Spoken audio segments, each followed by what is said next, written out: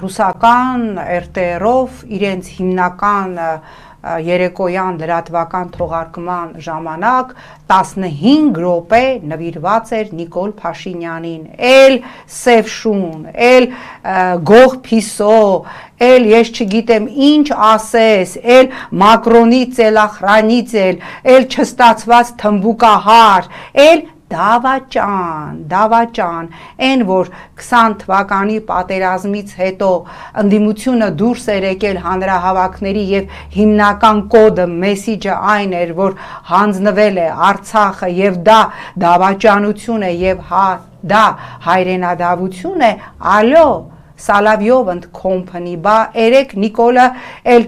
շուն, կատու, փիսոկ, քյաչալ շուն, դավաճան, բա այդ ձեր նախագահան չէր, որ մաքրեց Նիկոլի բոլոր մարմնամասերը, ասելով on նիբրիտացիել, այնպես որ գիտեք, ես հասկանում եմ, որ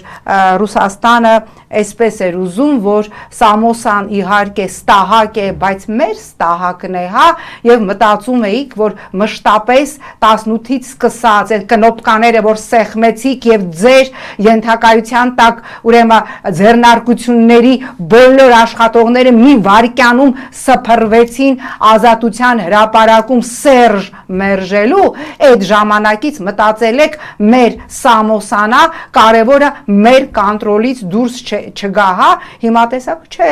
այս Սամոսան այնքան շուստրի Սամոսայա, որ ձեզ էլ ֆռացրեց եւ ասենք միանգամից դարավ էլ